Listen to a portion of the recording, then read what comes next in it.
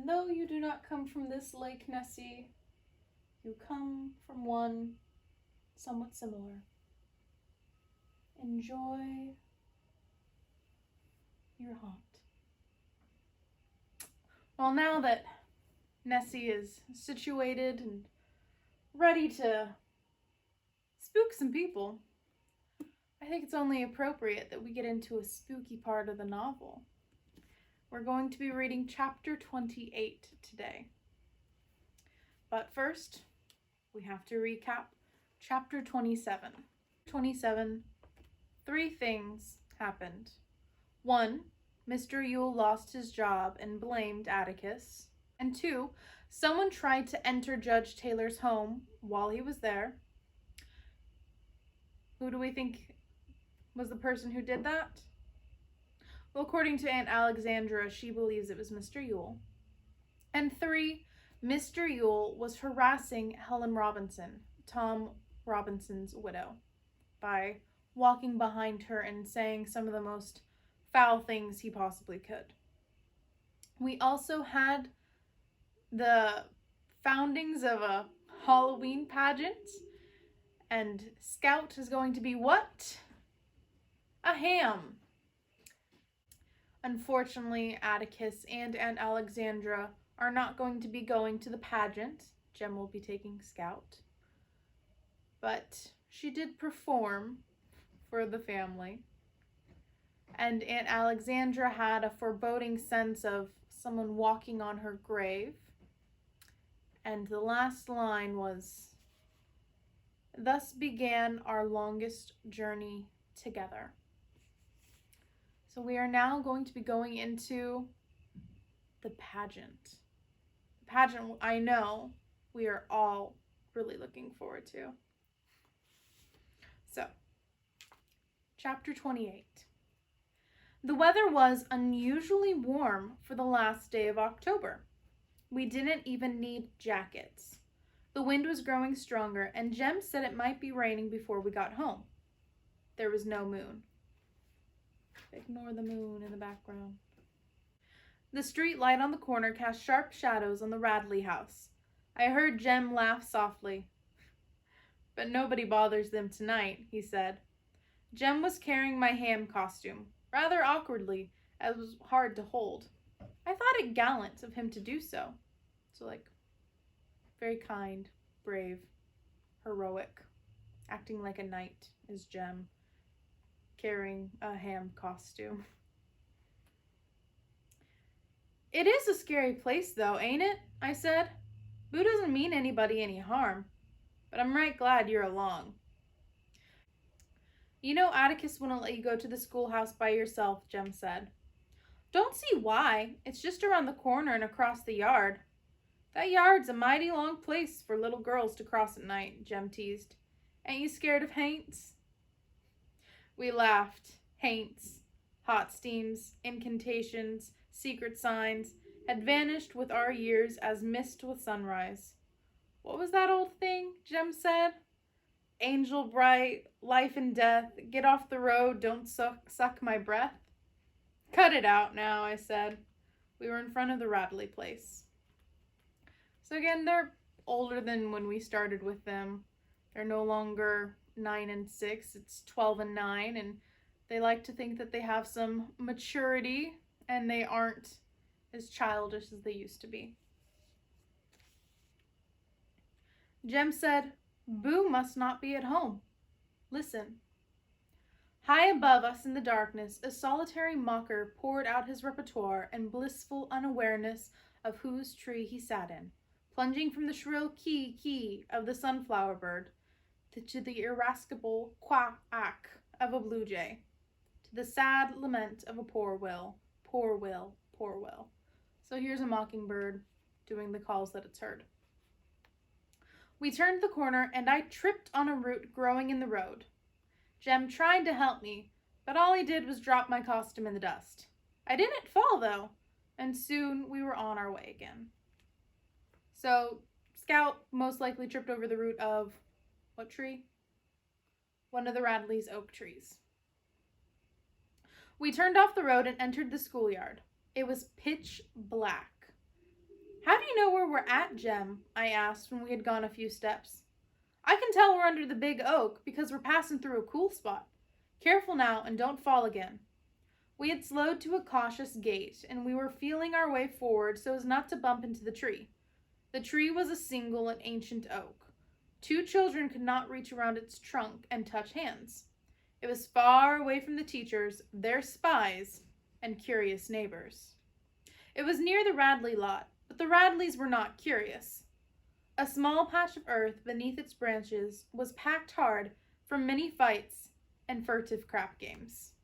So basically, there's a tree far away from the school and the spies and neighbors where kids can kind of be kids, have fights, and play card games. The lights in the high school auditorium were blazing in the distance, but they blinded us, if anything. Don't look ahead, Scout, said Jem. Look at the ground and you won't fall. You should have brought the flashlight, Jem. Didn't know it was this dark.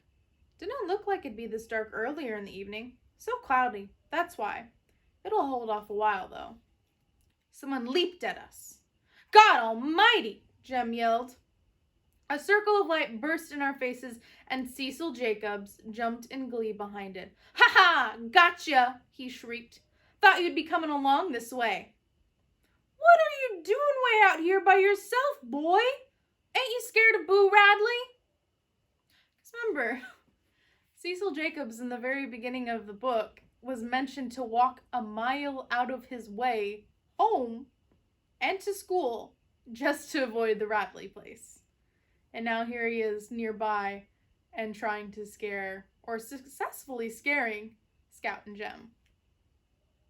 Cecil had ridden safely to the auditorium with his parents, hadn't seen us, then had ventured down this far because he knew good and well we'd be coming along. He thought Mr. Finch should be with us, though. Shucks, ain't much but around the corner, said Jem. Who'd scared to go around the corner? We had to admit that Cecil was pretty good, though. He had given us a fright, and he could tell it all over the schoolhouse. That was his privilege. So they're kind of like, you got us. You can go tell everyone that you scared us. That was good. Say, I said, ain't you a cow tonight? Where's your costume? It's up behind the stage, he said. Mrs. Merriweather says the pageant ain't coming on for a while. You can put yours back on the stage by mine, Scout, and we can go with the rest of them. This was an excellent idea, Jem thought. He also thought it a good thing that Cecil and I would be together. This way, Jem would be left to go with the people his own age. When we reached the auditorium, the whole town was there, except Atticus and the ladies worn out from decorating, and the usual outcasts and shut-ins. Most of the county, it seemed, was there. The hall was teeming with slicked-up country people. The high school buildings had a wide downstairs hallway. People milled around booths that had been installed along each side. So basically, the gym, the auditorium, has booths and things for the kids to do on each sides.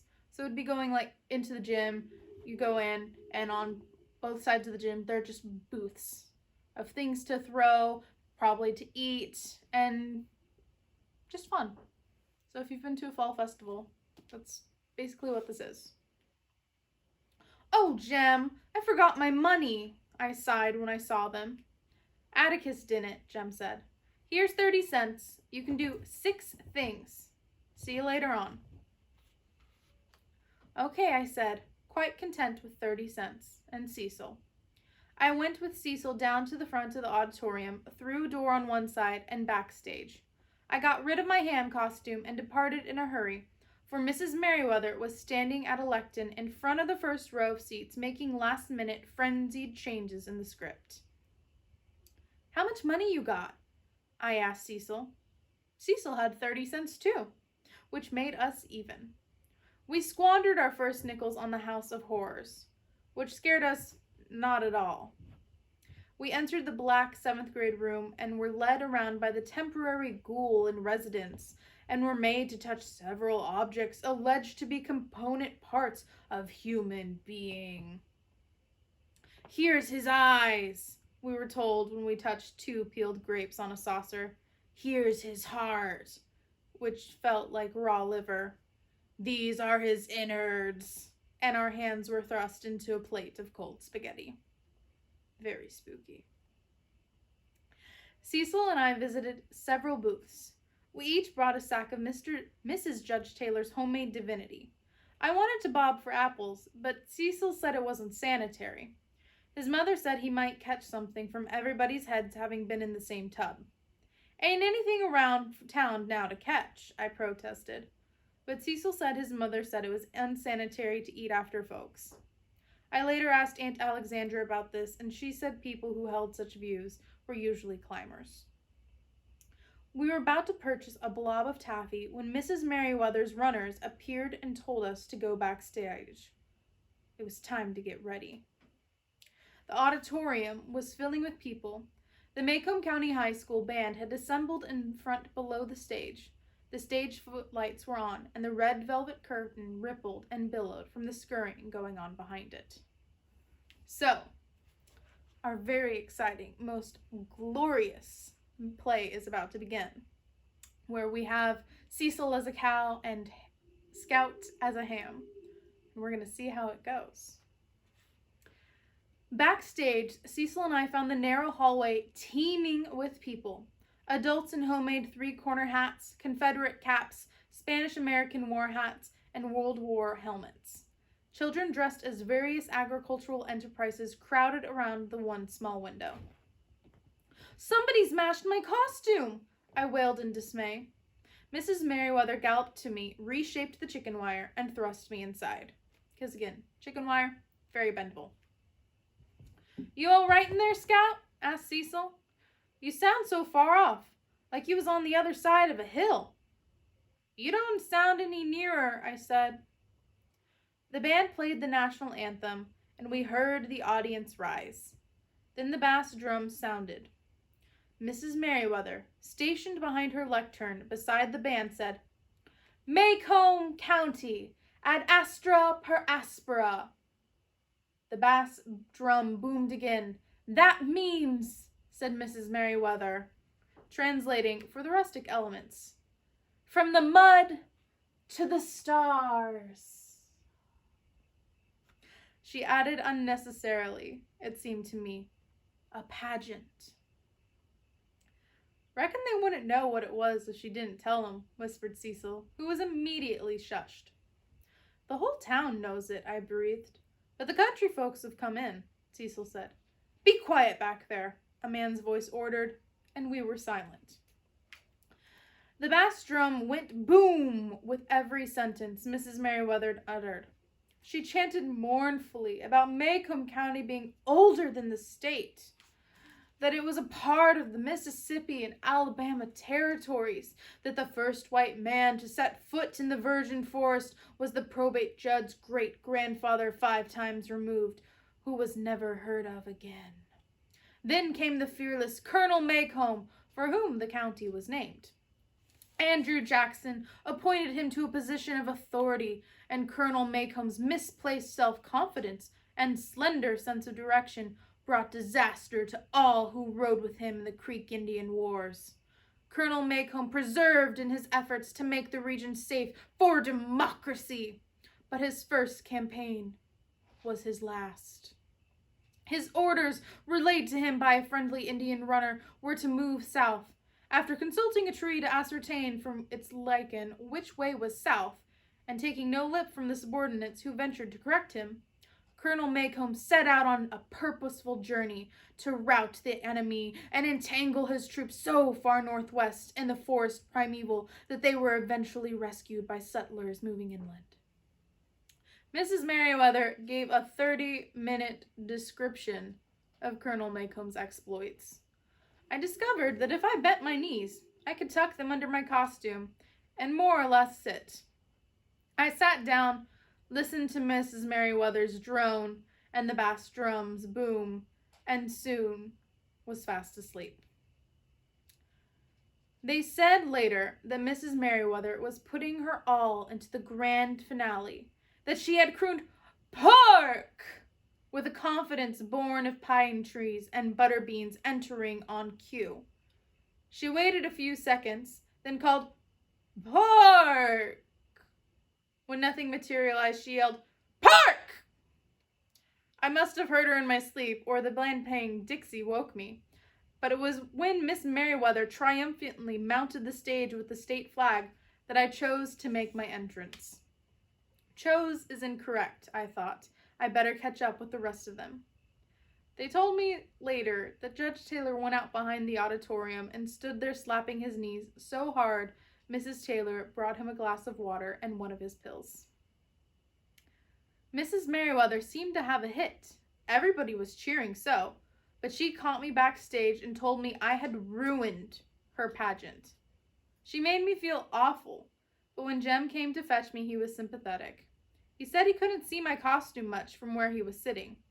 How he could tell I was feeling bad under my costume, I do not know. But he said I did all right. I just came in a little late, that was all. Jem was becoming almost as good as Atticus at making me feel right when things went wrong. Almost. Not even Jem could make me go through that crowd, and he consented to wait backstage with me until the audience left. So basically what happened is Jem was able to get her knees into her costume and was dozing off while listening to Mrs. Merriweather drone. When Mrs. Merriweather called for pork, Scout didn't hear it. And it wasn't until Mrs. Merriweather was carrying the flag on stage and being like, "This is my moment," did Scout come out in her ham costume and most likely knocked into Mrs. Merriweather and caused a huge commotion. The majority of the people found it very funny. Judge Taylor found it so funny.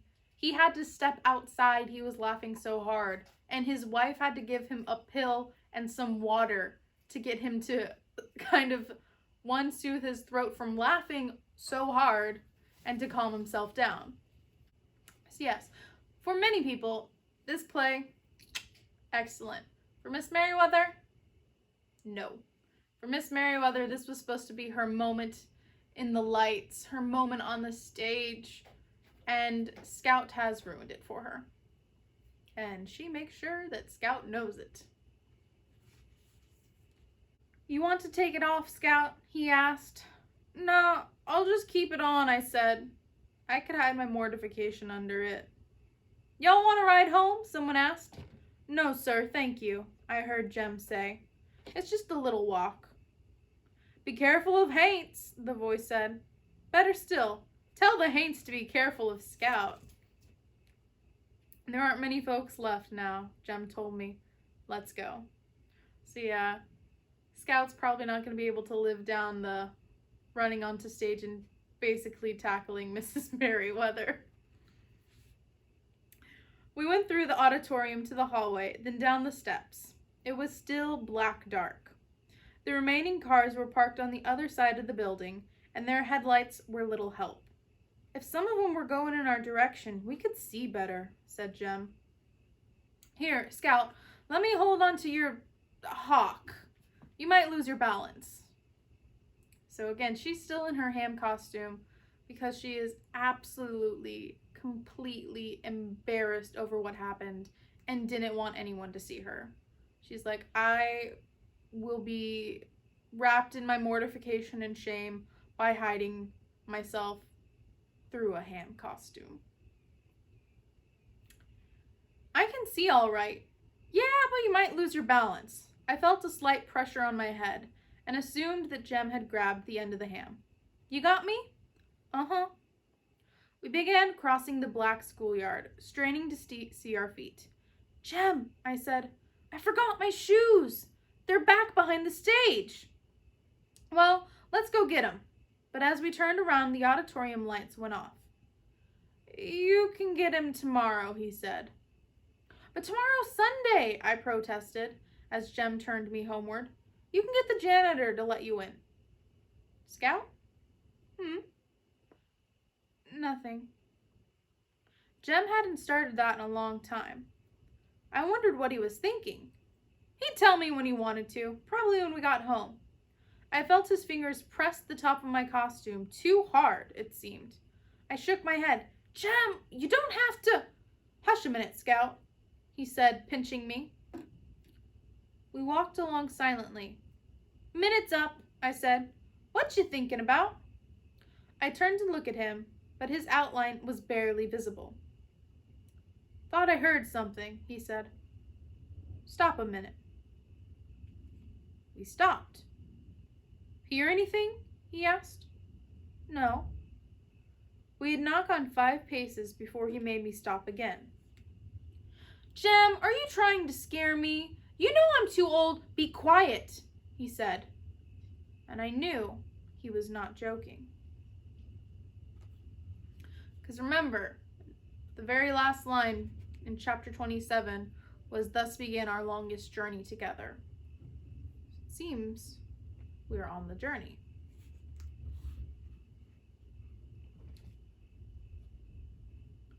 The night was still. I could hear his breath coming easily beside me. Occasionally, there was a sudden breeze that hit my bare legs, but it was all that remained of a promised windy night. This was the stillness before a thunderstorm. We listened. Heard an old dog just then, I said. It's not that, Jem answered. I hear it when we're walking along, but when we stop, I don't hear it. You hear my costume rustling. That's just Halloween got you. I said it more to convince myself than Jem, for sure enough, as we began walking, I heard what he was talking about. It was not my costume. It's just old Cecil, said Jem presently. He won't get us again. Let's don't let him think we're hurrying. We slowed to a crawl. I asked Jem how Cecil could follow us in this dark. Looked to me like he'd bumped into us from behind. I can see you, Scout, Jem said. How? I can't see you. Then again, she does have 2 just little tiny peepholes for her eyes. No costume like Jem has. Your fat streaks are showing. Mrs. Crenshaw painted them with some of that shiny stuff so they'd show up under the footlights. I can see you pretty well, and I expect Cecil can see you well enough to keep his distance. So some type of reflective paint was used on her wonderful ham costume, so Jem can see her even though there isn't really any moonlight and it's almost pitch black. So he can still kind of see her. And so can Cecil, who they believe is following them. I would show Cecil that we knew he was behind us and we were ready for him. Cecil Jacobs is a big fat hen, I yelled suddenly, turning around. We stopped. There was no acknowledgement, save hen bouncing off the distant schoolhouse wall. I'll get him some gin. Hey! Hey! Hey! Hey! Answered the schoolhouse wall. It was unlike Cecil to hold out for so long. Once he pulled a joke, he'd repeat it time and again. We should have been leapt at already. Jem signaled for me to stop again. He said softly, Scout, can you take that thing off? I think so, but I ain't got anything on under it much. I've got your dress here. I can't get it on in the dark.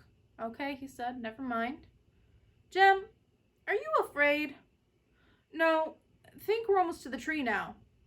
A few yards from that and we'll be to the road. We can see the street light then. Jem was talking in an unhurried, flat, toneless voice. I wondered how long he would try to keep the Cecil myth going. So basically, they think they're being followed. They can kind of hear someone, or what sounds like someone, behind them. They think it's Cecil Jacobs. Scout is kind of now of the mindset of, Jem, Halloween's gotten to him. He might be playing a trick, or maybe it's just that time of the year and it's kind of spooking him. And they don't really hear much, and they're almost to the trees that are near the Radley house. They're almost by the oak tree. So they're getting close. They just have to pass the oak tree, and then they'll be back on the main road, and then they can straight shot to their house. You reckon we ought to sing, Jem? No. Be real quiet again, Scout. We had not increased our pace. Jem knew as well as I that it was difficult to walk fast without stumping a toe, tripping on stones, and other inconveniences, and I was barefooted. Maybe it was the wind rustling the trees, but there wasn't any wind, and there weren't any trees except the big oak. Our company shuffled and dragged his feet, as if wearing heavy shoes. Whoever it was wore thick cotton pants. What I thought were trees rustling was the soft swish of cotton on cotton, weak, weak, with every step. I felt the sand go cold under my feet, and I knew we were near the big oak. Jem pressed my head. We stopped and listened. Shufflefoot had not stopped with us this time. His trousers swished softly and steadily. Then they stopped. He was running towards us with no child's steps. "Run, Scout, run, run!" Jem screamed. I took one giant step and found myself reeling, my arms useless in the dark. I could not keep my balance. "Jem, Jem, help me, Jem!" Something crushed the chicken wire around me. Metal ripped on metal, and I fell to the ground and rolled as far as I could, floundering to escape my wire prison. From somewhere near by came scuffling, kicking sounds, sounds of shoes and flesh scraping dirt and roots. Someone rolled against me, and I felt Jem. He was up like lightning and pulling me with him, but, though my head and shoulders were free, I was so entangled we didn't get very far. We were nearly to the road when I felt Jem's hand leave me. Felt him jerk backwards to the ground. More scuffling, and then there came a dull crunch sound, and Jem screamed. I ran in the direction of Jem's scream and sank into a flabby male's stomach. Its owner said, "Oof!" and tried to catch my arms, but they were tightly pinioned. His stomach was soft, but his arms were like steel. He slowly squeezed the breath out of me. I could not move. Suddenly he was jerked backwards and flung on the ground, almost carrying me with him. I thought, Jem's up. One's mind works very slowly at times. Stunned, I stood there dumbly. The scuffling noises were dying. Someone wheezed, and the night was still again. Still but for a man breathing heavily, and staggering. I thought he went to the tree and leaned against it. He coughed violently, a sobbing, bone-shaking cough. "Jem?" There was no answer but the man's heavy breathing. "Jem?" Jem didn't answer. The man began moving around as if searching for something. I heard him groan and pull something heavy along the ground. It was slowly coming to me that there were now 4 people under the tree. Atticus? The man was walking heavily and unsteadily towards the road. I went to where I thought he'd been and felt frantically along the ground, reaching out with my toes. Presently, I touched someone. "Jem?" My toes touched trouser, a belt buckle, buttons, something I could not identify, a collar, and a face. A prickly stubble on the face told me it was not Jem's. I smelled stale whiskey. So here is Scout after this whole entire ordeal, trying to see if the body in front of her is her brother's, and so is feeling out with her barefoot foot and like touching with her toes, like pat, pat, pat, pat on the body, gets to the face, feels stubble on her toes, and is like, "That's not my brother," and smells whiskey on the breath.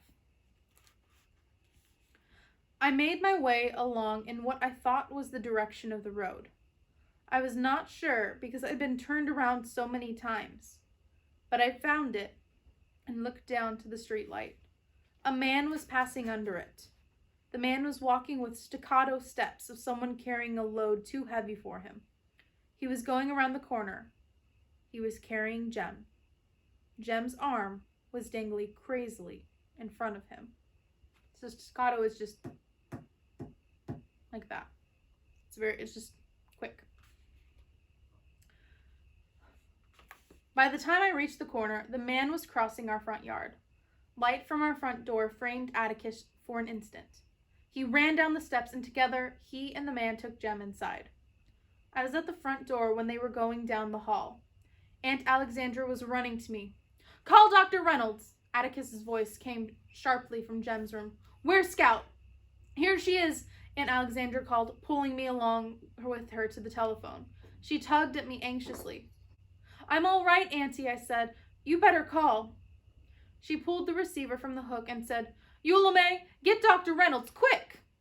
"Agnes, is your father home? Oh, God, where is he? Please tell him to come over here as soon as he comes in. Please, it's urgent." There was no need for Aunt Alexandra to identify herself. People in Maycomb knew each other's voices. Atticus came out of Jem's room. The moment Aunt Alexandra broke the connection, Atticus took the receiver from her. He rattled the hook and then said, "Eula, give me the sheriff, please." "Heck," Atticus finched. "Someone's been after my children. Jem's hurt. Between here and the schoolhouse. I can't leave my boy. Run out there for me, please, and see if he's still around. Doubt if you'll find him now, but I'd like to see if you do. Gotta go now. Thanks, Heck." "Atticus, is Jem dead?" "No, Scout. Look after her, sister," he called as he went down the hall. Aunt Alexandra's fingers trembled as she unwound the crushed fabric and wire from me. "Are you all right, darling?" she asked over and over as she worked me free. It was a relief to be out. My arms were beginning to tingle, and they were red with small hexagonal marks. I rubbed them, and they felt better. "Auntie, is Jem dead?" No, darling. He's unconscious. We won't know how badly he's hurt until Dr. Reynolds get here. Jean Louise, what happened?" "I don't know." She left it at that. She brought me something to put on, and had I thought about it then, I would have never let her forget it. In her distraction, Auntie brought me my overalls. "Put these on, darling," she said, handing me the garments she most despised. So yeah, Aunt Alexandra, the woman who was always trying to make Scout a lady and gets upset with her for wearing overalls and her tomboy outfits, and always tries to get her to wear corsets and petticoats and dresses, gives Scout overalls. She rushed back to Jem's room, then came to me in the hall. She patted me vaguely and went back to Jem's room. A car stopped in front of the house. I knew Dr. Reynolds' step almost as well as my father's. He had brought Jem and me into the world, had led us through every childhood disease known to man, including the time Jem fell out of the treehouse, and he had never lost our friendship.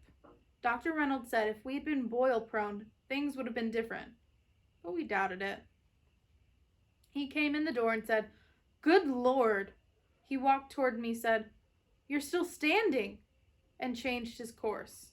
He knew every room in the house. He also knew that if I was in bad shape, so was Jem. So Scout did not walk away from this unscathed. I mean, one was wearing a costume with chicken wire, which kind of gave her some sort of protection, but she was still basically being choked out by someone and had many tumbles and tripped and fell and all sorts of stuff. So she's pretty banged up. And Dr. Reynolds' thoughts is, if Scout looks banged up, if he's called for Jem, he's probably much, much worse. After 10 forevers, Dr. Reynolds returned. "Is Jem dead?" I asked. "Far from it," he said, squatting down to me. "He's got a bump on his head just like yours, and a broken arm. Scout, look that way. No, don't turn your head. Roll your eyes. Now look over yonder. He's got a bad break. So far as I can tell, it's in the elbow. Like somebody tried to wring his arm off. Now look at me. Then he's not dead?" "No." Dr. Reynolds got to his feet. "We can't do much tonight," he said, "except try to make him as comfortable as we can. We'll have to x-ray his arm. Looks like he'll be wearing his arm way out by his side for a while. Don't worry, though. He'll be good as new. Boys his age bounce." While he was talking, Dr. Reynolds had been looking keenly at me, lightly fingering the bump that was coming on my forehead. "You don't feel broke anywhere, do you?" Dr. Reynolds' small joke made me smile. "Then you don't think he's dead, then?" He put on his hat. Now I may be wrong, of course, but I think he's very alive. Shows all the symptoms of it. Go have a look at him, and when I come back, we'll get together and decide. Dr. Reynolds' step was young and brisk. Mr. Heck Tate's was not. His heavy boots punished the porch, and he opened the door awkwardly. But he said the same thing Dr. Reynolds said when he came in. You all right, Scout? He added. Yes, sir, I'm going in to see Jem. Atticus and them's in there. I'll go with you, said Mr. Tate. Aunt Alexandra had shaded Jem's reading light with a towel, and his room was dim. Jem was lying on his back. There was an ugly mark along one side of his face. His left arm lay out from his body. His elbow was bent slightly, but in the wrong direction. Jem was frowning. So it's Jem's left arm. So how our elbow's bent here, it's bent right here. So instead of going that way, it's going this way. Not a pleasant sight. Jem? Atticus spoke. He can't hear you, Scout. He's out like a light. He was coming around, but Dr. Reynolds put him out again. Yes, sir. I retreated. Jem's room was large and square. Aunt Alexandra was sitting in a rocking chair by the fireplace. The man who brought Jem in was standing in a corner, leaning against the wall. He was some countryman I did not know. He had probably been at the pageant and was in the vicinity when it happened. He must have heard our screams and come running. Atticus was standing by Jem's bed. Mr. Heck Tate stood in the doorway. His hat was in his hands and a flashlight bulged from his pants pocket. He was in his working clothes. Come in, Heck, said Atticus.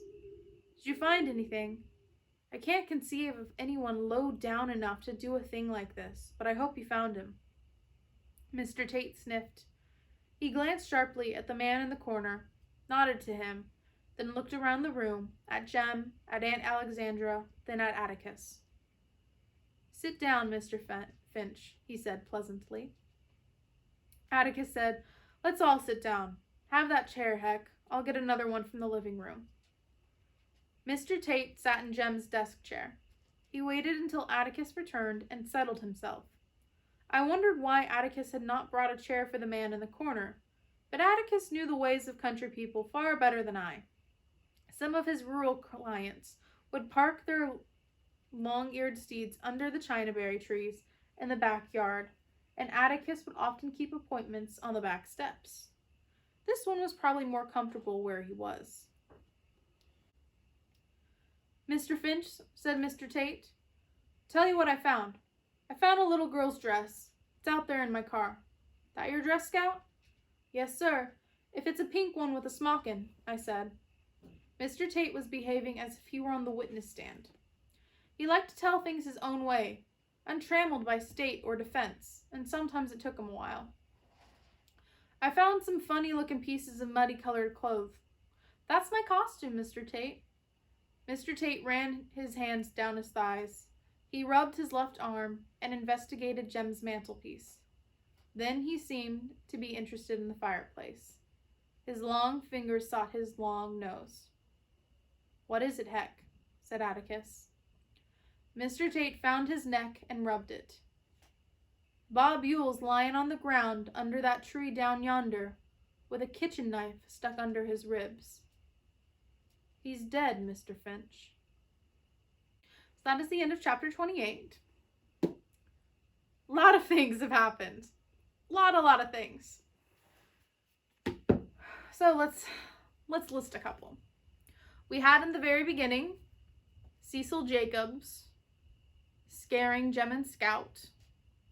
We had the pageant with Scout having a very memorable moment of missing her cue and then running into Mrs. Merriweather, and Mrs. Merriweather guilting her for ruining her pageant.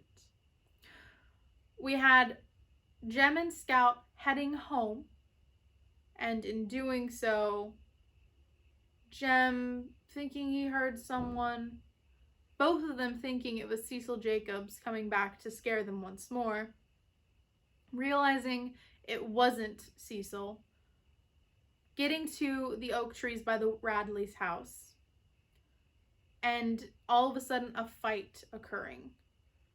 Jem was tackled, Scout was pushed away. Scout thought something came at her first before Jem was able to get her free. A man, started going after Jem. Scout fell. Jem got her up. They started running again. Again, she fell. The fight kept going. She heard Jem scream, a crunch noise, most likely his elbow being broken. And then when she tried to defend Jem, she ran at this assailant as a ham, and the person turned around and started to choke her.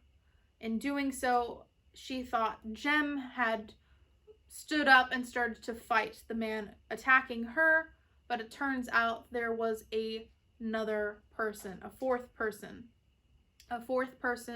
who seemed to have gotten the man attacking Scout away from her and Jem, and then it was pretty quiet. There was some really terrible coughing and heavy breathing. Then it was silent. And when she tried to find Jem, because remember, it's pitch black, she can't see, she has two tiny little peepholes, not the greatest way to view anything. Went to the direction where she thought the person who her brother was, felt with her toes, realized it was her attacker, made her way into the direction of the house, saw in the distance a man carrying Jem to their house. She went into the house. Dr. Reynolds is called, so is Sheriff Tate. Dr. Reynolds sees Scout. Scout's very banged up, knows that Jem would be worse. Scout is just worried if her brother is alive or dead, because from what she heard, it did not sound very good. And Tate comes in and says that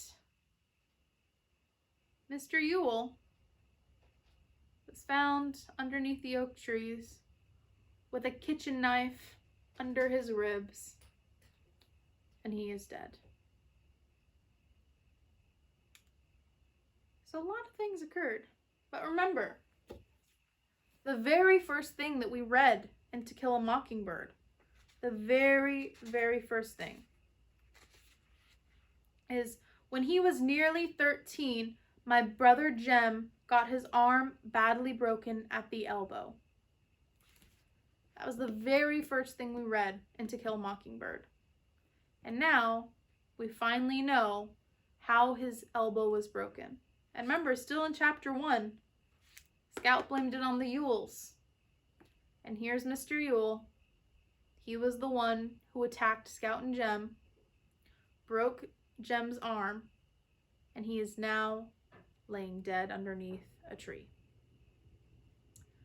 So it's with that I will end for today. That is the end of chapter 28, and we will read chapter 29 tomorrow. I hope that you're a little intrigued as to what's going to happen, that you enjoyed the most beautiful pageant, and you're having a very nice day.